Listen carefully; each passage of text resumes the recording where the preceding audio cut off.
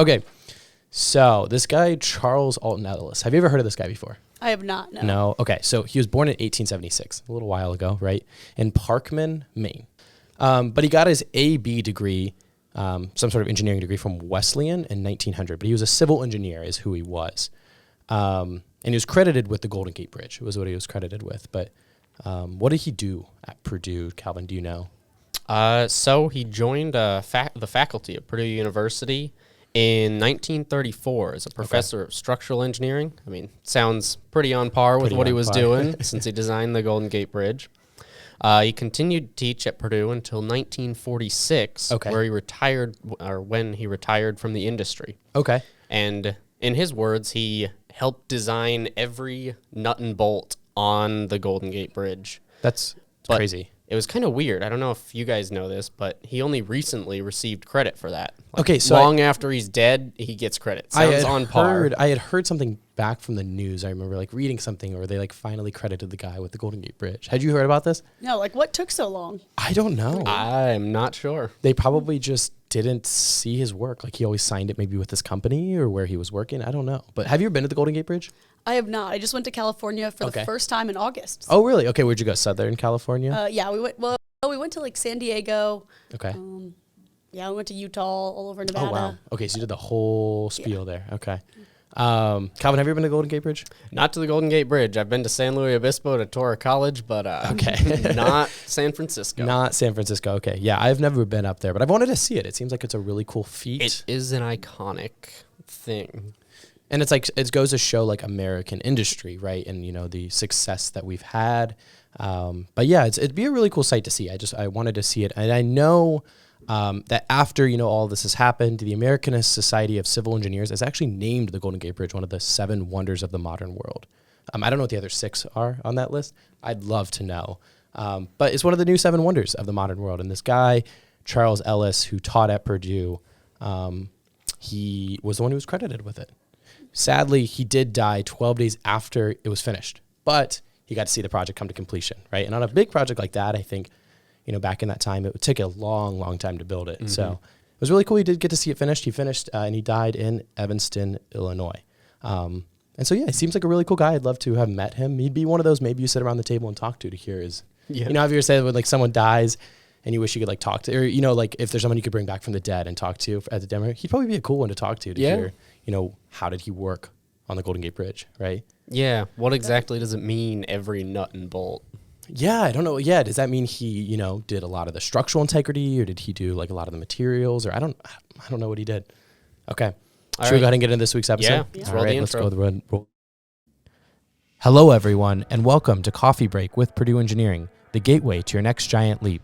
In this podcast series, we discuss the many engineering programs and majors here at Purdue through conversational interviews between current Purdue students and Purdue staff and faculty.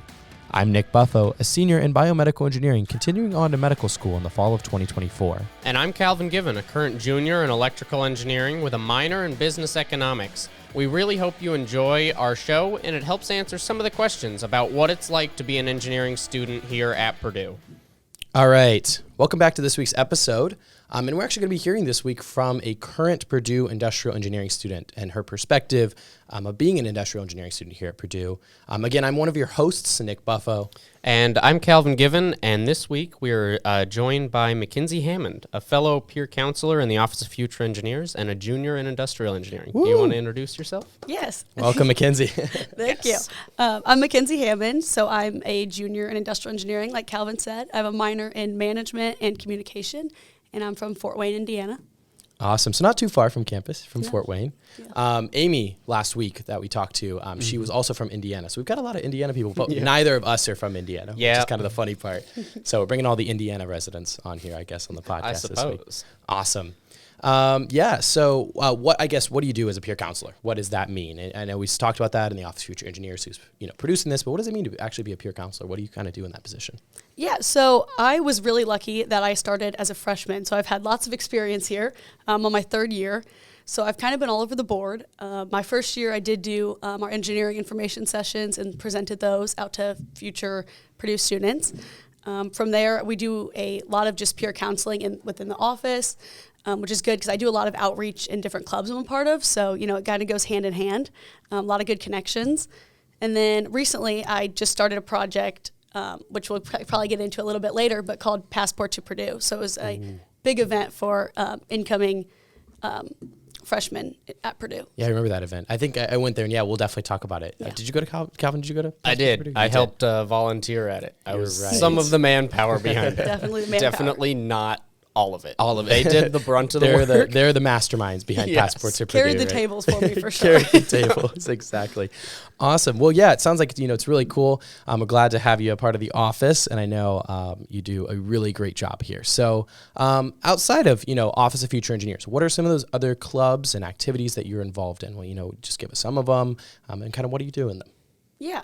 So the main ones I'm in right now are I'm in the Society of Women Engineers, and I've had a few different roles within that. I've helped with the Grand Prix cars, and I've been a mentor for it for the last 2 years. And then I'm in a cooperative house and Twiddell. So what that is, it's like a sorority, but on a smaller scale, and it is more affordable, a little bit more homey feeling. I've been involved in lots of different things. I was a part of the club softball team here and women engineering. I did not know that. Yeah. So kind of all over the board. I'm in the Industrial Institute of Industrial Engineers as well. So, yeah. Is that IISE? Right? Yes. Okay, perfect. I was saying, I know that I've heard that thrown around, but I don't think I've actually heard it all spelled out. So it's nice to hear that. So yeah, we use acronyms more than we use the actual what they stand Word. for here. That's a Purdue thing, I feel like, or an engineering thing too. We don't like to say all the words. I have to stop myself every time in the office. I'm like, oh yeah, I'm in SWE, and like, what's that? What's that?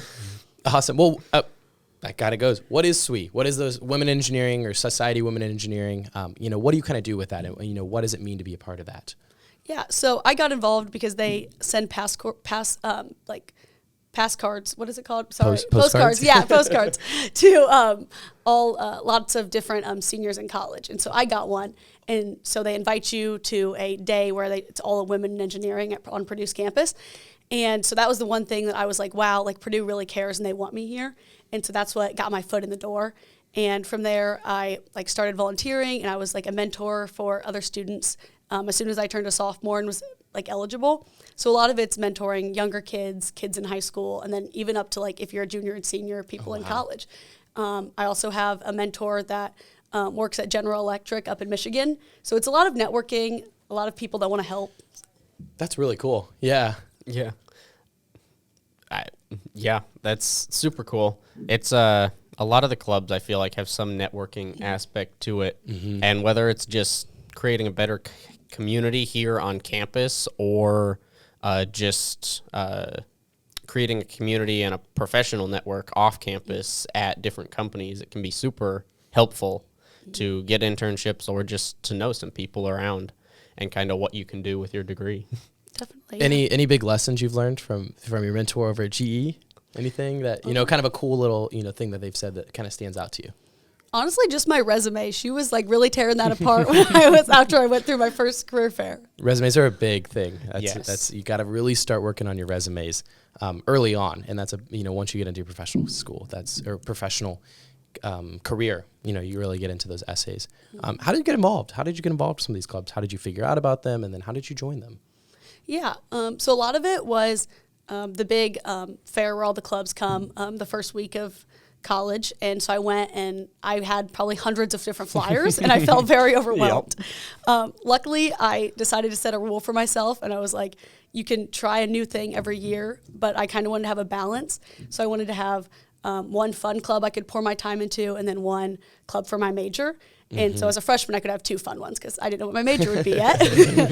But that kind of helped me be able to give 100% into whatever I wanted. And so every year I would try something new, but whatever stuck was what I gave 100% of my time to.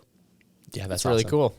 Yeah, I mean, that's what I recommend to people. I think you probably do too, but one fun club, one academically oriented club or other involvement. And it's a good way to create a good school life balance, but still have stuff outside of school that you're involved in to make a community here at Purdue. Yeah, and it kind of helps develop your skills a little bit in a different way too, outside of your classes. IISC, I'm sure you guys do a lot of networking, right? And a lot of working between each other and working to know, what the industry looks like. And I know I'm in a couple of clubs that kind of do that as well, but then there's also, you got to have some fun, right? It's college, you get to realize, a lot of your passions, right? And I know that we always say that, and, students listening to this, yes, you will actually find your passions in college, trust me. I'm sure you guys have started to find other things that you're like, oh, this is really cool. I think I'd like to get involved in this. And I know one of those was like hammocking for me. Like I never even thought about hammocking like in high school. And now I love to go hammock. And I just literally stopped by someone who had a hammock one time and I was like, how do you set this up? And they're like, here's what you got to do. And now I hammock all the time. And it's like one of my like passions that I love to do. So it's, just weird stuff you just kind of pick up on that you find from these clubs or meeting other people. That's, I think, really such a great part of college, outside of, it's not all academics, trust me, even though, sometimes it's made to think it is that way, right? It is, definitely. Yeah. So like you work part-time, and we've been talking a lot about work-school balance, or work-life balance, school-life balance. Yeah. There we go. That's the right combination. All three of them, work, school, and life, right? Yeah. So how do you manage that, and what's it like workload-wise? Like, is it the workload too overwhelming in engineering, since you are also a part-time job holder here at Purdue? So I think it gets better as you get older, for sure. This semester, I worked 2 jobs. So I worked my internship too, also throughout the summer, and then into the fall. So I'm finishing that up now. I think freshman year was very overwhelming, especially because I came in and joined a house right away. So, all of the activities for that. And now I'm like president of the house now, so that still takes a lot of time. But I think that like giving yourself grace freshman year and understanding that like it is a lot and you're not going to be able to do as much as you want to do. And by the time you're like a junior or senior and you have it all figured out, I think it's definitely manageable to hold a job and go to clubs and stuff, because you can figure out like how to block your day, because it's so much different from high school. It's definitely busy, but it's definitely doable. Time management. Yeah. That's a big one, right? Yeah. How do you manage some of your time? So I have an Excel sheet, and then I'm like a big visual person. So like Lindsay was making fun of me yesterday because like first I was planning my study abroad for May, and I like made a whole PowerPoint about it, and she was like, "Oh my gosh, you're definitely an IE." It's amazing. It's like I type in my notes a lot, just because I feel like as things come up throughout the day, I like to be able to write them down, and then I can move them to my planner or my Excel sheet. That's one of the, if I don't write it down, it's not in my brain anymore. I think you get, so active and moving around with engineering, and that's kind of the cool thing is you get pulled in all these different directions. But with that comes, you need to have some time management skills. And I know that's with me is if it's not on my calendar or not on a piece of paper or a planner, I won't be there. I won't remember it. So I use like a hybrid of everything. I've got the physical planner that I write all the assignment due dates down in at the start of the semester, so I can just like look through it week by week and say, okay, I got these 5 things to do this week. And then I write them down on a to-do list that I have next to my computer so that I can just glance at it, look at it, and say, okay, I got to do these 5 things. And I cross them off. Gives me some sort of satisfaction that I'm doing stuff. To that.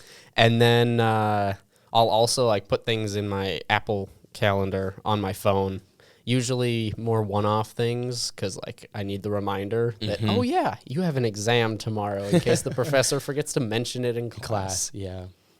I think as the world moves digital, it's so difficult because you're writing things down, but then like meetings and different stuff's online. And it's really hard to like bridge the gap between those, at least for me right now. It has been. Yeah. It's especially because, we send out an Outlook calendar invite for these, and I get a lot of those, you got to accept them or you got to decline them. And it's great because then, you as the organizer can get a very good feel for it. It's no longer this paper RSVP, but with that comes, oh shoot, I also have to realize it's on my calendar too. And if you don't get the reminders, again, that just kind of slips out of your mind. So there is something about putting a sticky note on the wall or on my computer that I still do to this day. No matter how digital I go, I have to have that sticky note. And it's just me because I see it and I have to physically write it and see it. I don't know. I think you guys are very similar. I think you were saying that. Yeah, Calvin. Yeah. It's definitely time management is a big thing. And, it definitely sounds like you've been able to do it. I know sometimes it can get hard, but it sounds like you've really been able to kind of stay successful with that. So that's awesome. So, what is, a recent project you've worked on? And that can be for school, industrial engineering, IISC, or something you've done, maybe here in the office, but something that, kind of gives an idea of what does it mean to be an industrial engineer or an engineer at Purdue, anything like that. Yeah, I guess the most recent one, just because I'm excited to talk about it, was the Passport to Purdue event that was put on by the office that we all work at. And I think that was so much fun. It was a lot of coordination. I didn't start it, didn't receive the project until like the middle of summer. Okay. And it was first semester, so it was, right off the bat, you really had to make a plan and stick to it. And I think, especially being an engineer, like learning to think ahead or like think about the problems before they arise, was I think the biggest, most interesting thing about leading the project. So briefly, what was Passport to Purdue that we just did this semester? Yes. Yeah, so Passport to Purdue was for high school seniors to come and see Purdue in a new light. So it was students that live in Indiana. And a lot of times students in Indiana think they know everything about Purdue. Like I live 2 hours away, so I was like, oh, I know everything there is to know. So they kind of put it on the back burner. They're like, I want to go somewhere more fun, somewhere that's more rigorous, somewhere better. But they don't realize that they have this school in their backyard. And I think, and there's so much to Purdue. I mean, that's one of the things that we do every week when we bring, someone new on, first of all, but also we talk about someone new because I think there's so much to Purdue we just don't know. Yeah. Because it's such a big school and such a growing, and active community. Even living here, being a student, we are just scratching the surface on what there is here at Purdue, even within just engineering. If we're not going to even broaden it to the rest of the school. Yeah. And I mean, once you open that, you're opening, 1,000 doors. It's like walking down that hallway of like 1,000 doors. I always remember like Monsters Inc. or something with all the doors coming in. There's those portals because, again, I think there's so many great individuals working here at Purdue across the board. And that, every school and just, even if we're just narrowed to College of Engineering, you're still at 1,000 doors, right? And there's so much, I think, for you to be able to do here. And it sounds like, everyone can take part in very unique things. So it's really cool. So Passport to Purdue kind of helped organize it. What some of those skills that you learned in your, industrial engineering course that you applied to Passport to Purdue or something that you did? Yeah. Luckily with IE, it's all about process improvement and optimization. So, it works really well when you want to lead projects. Like that's something I really enjoy doing is like taking on tasks and seeing if I can do it better than the last person that put it on. So I'm excited for someone else to take it on next year and I can give them feedback and help them. But a lot of it's, if you're looking at something that's already designed and made, and that's kind of what I had to do is I came up with a plan and then just like my IE classes, I was like, okay, where can I make this better? Or like getting the opinions of others or like the other people that have seen it go on, I think was really helpful. And I think engineering definitely teaches you to think in a way that is really impactful in different careers and everything like that. Yeah. You worked with like 5 or so other people to organize it, right? Yes. I mean, we're always saying in our engineering information sessions that engineering is a team sport here at Purdue. Do you find that to be true? I do, definitely. That's one thing I was really worried about is because when I was touring different places, that's something that you heard was like how competitive engineering was and that everyone wanted to do a good job. And I've seen like in work here and like first year engineering classes and my groups now, how much people really care and like they want to help and like how many like resources Purdue has. And if you reach out and you care, then you're going to find that in other people. Yeah, and I think and then the multidisciplinary aspect to it, right? Because I think you were working with a bunch of non-industrial engineers as well. I know I helped out and I'm biomedical, so something completely unrelated, but I think everyone brings unique skills to the table, and I think the way that they approach those skills is definitely, and it's great to have them a part of the team. And I know in first year engineering, we started here at Purdue where I think everyone on my team was a different engineering major, and I think now we're all still in 4 different engineering majors. So it's really cool, you get to see these different perspectives and people from different areas and learn, what does it really mean to be that type of engineering, but also, they can share those unique skills. So I think it's really cool. And I'm sure you've probably saw that on Passport to Purdue. Definitely. It was definitely a challenge, but it was cool to see like how different engineers or different people handle when things go wrong or when things don't go according to plan, or like even the day of, or like what they could contribute.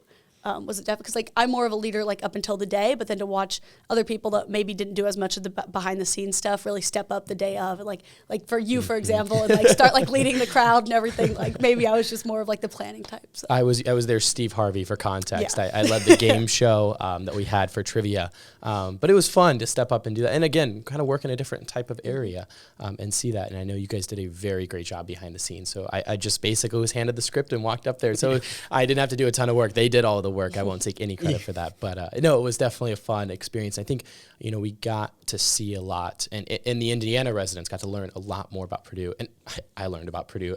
Reading those questions, I learned a lot more about Purdue as well.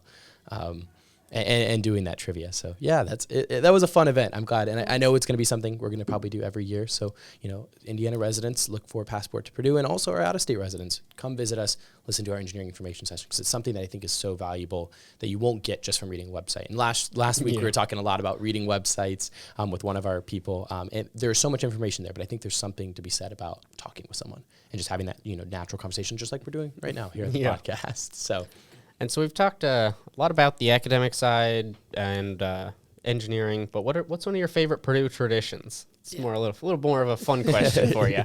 Oh, good. Definitely sledding at Slater Hill. Yep. I've been looking forward to that so much. My birthday is in January 30th, so it's always snowing. Oh. And so luckily, I remember my freshman year, I was able to sled on my birthday, and it was that's awesome. And I'm hoping that before my time is up here, that gets to happen again. So yeah. So for context, again, here at Purdue, we always go to that context because I feel like we talk a lot about these Purdue things. Slater Hill is a hill right on the northwest edge of campus, near the residential side of campus, near the dorms, and it's a big hill.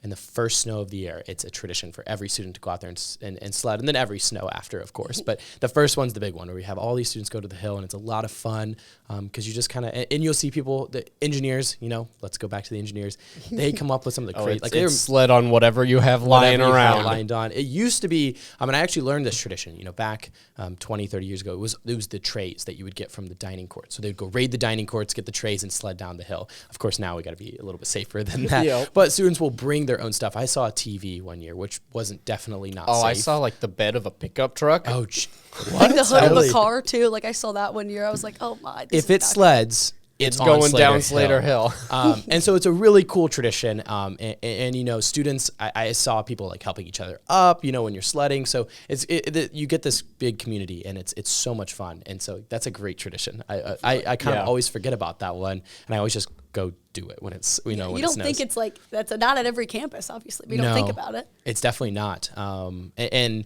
we get that mix of weather here at Purdue. You get the snow and the wind, and then you have like today. I think it's it's a little colder today, but we're supposed to be in the 50s this week, and it's the middle of December. So it is you get all the seasons, which is kind of the fun part about Purdue. And so sledding down Slater Hill, great one. Calvin, do you have a fun one that you know of? I know we're putting you on the spot. Slater's a really good one. I don't know if I can top that one. Another fun one that we do, there's all the chants at the sporting events. I'm not going to bore you with what those are, but those are a lot of fun to do. But jumping across the tracks, when you get here, you jump one way across the train tracks that are out in front of one of our libraries. And then on the way, when you're about to graduate, you jump the other direction to signify you're coming to Purdue, leaving Purdue. I felt that was a cool way to just memorialize the occasions. Yes, and that is on the forefront of my mind because I am graduating pretty soon. And one of the other traditions is you're not supposed to walk under our bell tower. So we have a very famous bell tower on Purdue's campus. Tall, nice bell tower. It rings, every 30 minutes, 20 minutes to help us with our actual classes in terms of that.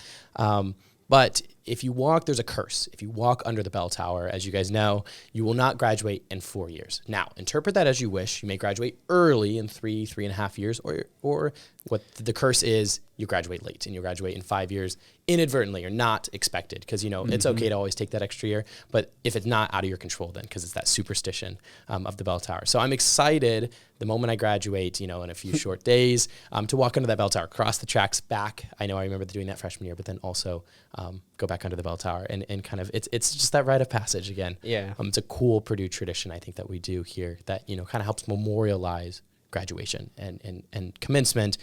And it goes to show the hard work I think you put into Purdue University. Okay, so last question for you, Mckinzie. What is something you think people should know about Purdue University that, may not be known to the general public? Is there anything here that you think you need to know by listening to our podcast or coming to Purdue? Yeah, I guess to me, not to put a plug in for a kind of engineering more, but research here is the coolest thing. I had the opportunity to do that last year, and especially for engineers, the amount of stuff going on at Purdue's campus that you don't recognize. I swear, if you would walk into a building and talk to a professor, something that they're working on would blow your mind. And I think that's so cool that you can walk up and be a piece of that. Yeah. And that can really help you find your passions a lot. There's a lot of research going on here where, I mean, an R1 So research, institution. And yeah, I mean, across all of the majors, and they're all interdisciplinary, they all work together, but some of the research that you can see on this campus is awesome. And I know I've taken part in some research in biomedical engineering. It's a very important part. But you get to see some, I mean, like I think it was a mechanical engineering professor created the world's widest paint, but the use of it was it's a 98% reduction in increase in efficiency for your air conditioning unit because it reflects the rays of the sun. So I thought that was ingenious. I mean, the fact that we can create things now to improve our air conditioning so we don't have to run all the energy again is awesome, and something, people don't really see, and that research is so important, right? Yeah. Any research, you've kind of seen or done that you think is really cool, and Calvin as well, what do you guys think? Yeah, I was really lucky with mine. It really helped me push in the direction that I want to go. So I'm in IE, but I didn't know what I wanted to do with that. And so I researched with a professor that taught in both IE and biomedical. Oh, really? And yeah, so that was really cool. And like now I think like long term, like I want to take IE and like apply it to more of like a hospital setting or like more of like biomedical sort of related activities. So that was really cool because we got to work on making like hospital beds ran by Alexa. Oh, wow. And then we, like, being, like, a girl in biomedical engineering, like, we designed, like, virtual reality, but for, like the blind and deaf. So, like, we connected, like, gloves. Oh, wow. And so it was really cool. And, like, that's why I was, like, stuff like that, like, you would think as, like, a sophomore, like, with no experience in anything, that you could just go in and, like, do that. But, I mean, it's really cool with, like, the help from the professors and the grad students, what you can accomplish. Yeah, that's awesome. It's super cool what research is going on here. And just the opportunities that exist here at Purdue. Like Nick was saying, 1,000 doors get opened here at the university when you step foot on campus. And so thank you so much, Mckinzie, for your insights. We've thoroughly enjoyed having you on the show. I guess we're going to leave them with one last question. Why did you choose Purdue? Yeah, I chose Purdue mainly because my mom was very into Purdue. She was like, you have to go there. Like, I wish I would have went when I grew up. And then also probably back to like that postcard thing, like I came here and I went to lots of different colleges, and from like the moment I like stepped on campus, like everyone was super willing to help and like be supportive, and I found that like throughout my time here as well. Like I said, like if I message someone to do research or like message someone to study abroad or any other experience or club, they've been so helpful and like so willing to go out of their way in order to get you those experiences, which I think is really important at college. That's awesome to hear. Yeah. And we do not pay her to say that. That's the best part. Yeah. She does not get paid to say that. It's a true, thing. So, all right. Well, that actually concludes this week's episode. So as always, please reach out to the Office of Future Engineers with any further questions. We'll see you next week. And remember, if you want to get involved with the show, you can send us a picture of you with your coffee mug, or send us a coffee mug, and we'll feature it on the show. You'd email the picture to the Office of Future Engineers at future-engineers@purdue.edu, or mail it to our address, which is found on our website.